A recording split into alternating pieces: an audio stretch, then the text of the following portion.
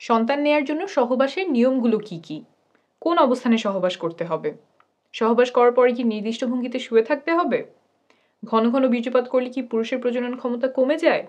এমন অনেকগুলো প্রশ্ন আপনাদের কাছ থেকে এসেছে। এই ভিডিওতে বিষয়গুলো সহজ করে বোঝাবো। একদম হাতে কলমে দেখিয়ে দিচ্ছি। এইটা হচ্ছে একজন নারীর কোমরের অংশের মডেল। এই দুটো হচ্ছে কোমরের হাড্ডি আর এইটা হচ্ছে মেরুদণ্ড। আমরা নিচে চলে যাই। এই ওপরে যে ছোট্ট ছিদ্রটা দেখতে পাচ্ছেন, এটা হচ্ছে প্রস্রাবের রাস্তা, এদিক দিয়ে প্রস্রাব বের হয়। তার নিচে এই যে এই ছিদ্রটা দেখতে পাচ্ছেন, এইটা হচ্ছে যোনিপথের ছিদ্র। এইখান দিয়েই মাসিকের রক্ত বের হয়, প্রসবের সময় এই রাস্তা দিয়েই বাচ্চা বের হয় এবং সহবাসের সময় এই রাস্তাতেই বীর্যপাত হয়। আর নিচে যেটা দেখতে পাচ্ছেন এটা হচ্ছে পায়ুপথ, এখান দিয়ে মল বের হয়। এখন আমরা চলে আসি ভেতরে কি আছে। সবচেয়ে উপরের ছিদ্রটা ছিল প্রস্রাবের রাস্তা, তাই আমাদের প্রস্রাবের রাস্তার পেছনে আছে মূত্রথলি। এখানে প্রস্রাব জমা থাকে, তারপর প্রস্রাবের রাস্তা দিয়ে বের হয়ে যায়। এখন আমরা আসবো যোনিপথের রাস্তার পেছনে কি থাকে। সন্তান ধারণ বোঝার জন্য এটাই সবচেয়ে গুরুত্বপূর্ণ। যোনিপথের পেছনে থাকে এই জিনিসটা, আস্তে আস্তে বোঝাই। এই যে দেখছেন ছিদ্রটা, এটাই হচ্ছে যোনিপথের ছিদ্র। এদিক দিয়েই রক্ত বের হয়, এদিক দিয়েই বীর্যপাত হয়, আবার এই রাস্তা দিয়েই বাচ্চা প্রসব হয়। তো এইখানে হচ্ছে আমাদের বীর্যপাতটা হয়। বীর্যপাত হওয়ার পরে শুক্রাণু এইখান থেকে চলে যায় জরায়ুতে। জরায়ুটা হচ্ছে এই জিনিসটা, এই যে এইটা হচ্ছে আমাদের জরায়ু। ভেতর থেকে কিরকম দেখা যায়? ভেতর থেকে এরকম দেখা যায়। আমি আরেকটা ভালো মডেলে এই যোনিপথ এবং জরায়ুটা দেখাচ্ছি। এই যে এটা একই, এই জায়গাটা, এইটা হচ্ছে আমাদের যোনিপথের ছিদ্র, এদিক দিয়ে মাসিকের রক্ত বের হবে। ভেতর থেকে যদি আসি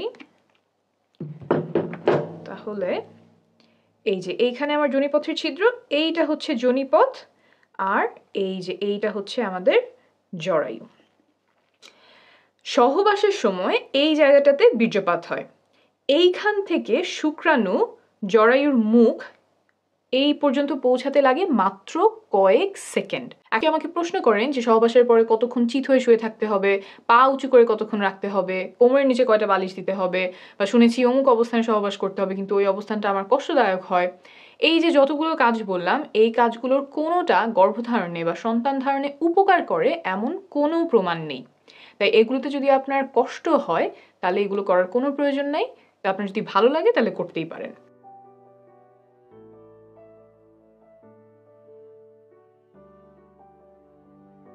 তবে একটা কাজ আছে যেটা করলে গর্ভধারণে বা সন্তান ধারণে অনেক উপকার হয়, এটা প্রমাণিত। সেটা হলো সঠিক সময়ে সহবাস করা।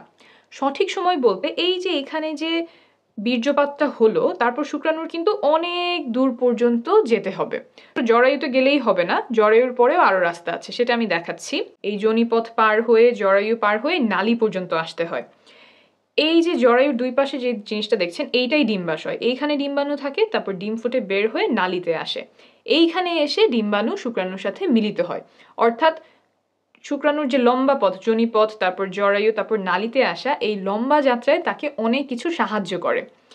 যোনিপথের যে স্রাব আছে, জরায়ুর যে স্রাব আছে, তারপর সংকোচন প্রসারণ, এই সব মিলে শুক্রাণুর পথটাকে সুগম করে। কিন্তু এই সুগম করার কাজ সে মাসের একটা নির্দিষ্ট সময়েই করে, যেটাকে আমরা বলি ফার্টাইল টাইম।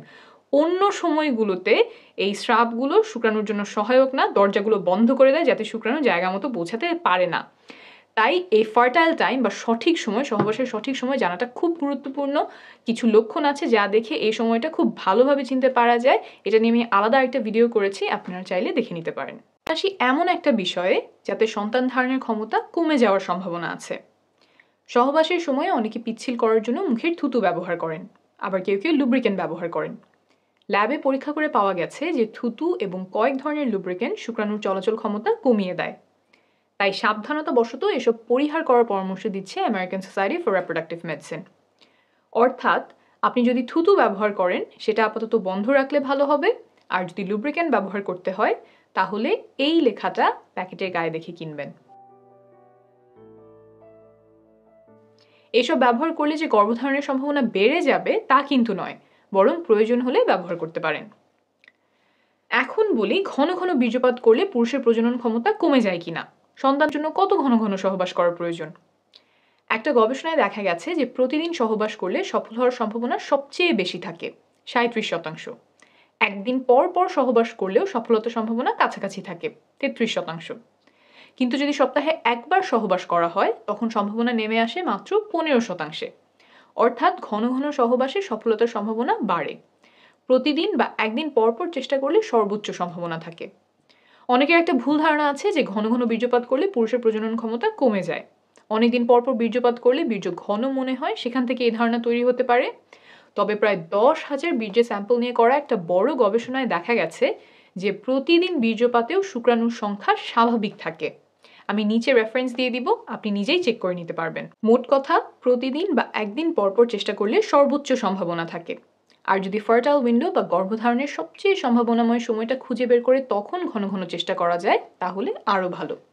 তবে সবার পক্ষে সব শিডিউল মেনে চেষ্টা করা সম্ভব নয়, অনেকের জন্য সেটা উপযুক্তও হবে না। আপনি নির্ভরযোগ্য তথ্যগুলো জেনে রাখলেন, তারপর আপনার পরিস্থিতি অনুযায়ী যেটা ভালো হয় আপনি সেভাবেই সিদ্ধান্ত নেবেন। আপনি যখন বাচ্চা নেওয়ার চেষ্টা করছেন তখন মা ও শিশু সুস্বাস্থ্যের জন্য কিছু নিয়ম মানা আবশ্যক, যেমন ফসেট খাওয়া, যাতে করে বাচ্চার ব্রেইন আর মেরুদণ্ডে জন্মগত ত্রুটি হওয়ার ঝুঁকি কমে যায়। এসব আমি আরেকটা ভিডিওতে সহজে বুঝিয়েছি, প্রয়োজন হলে সেই ভিডিওটি দেখে নেবেন।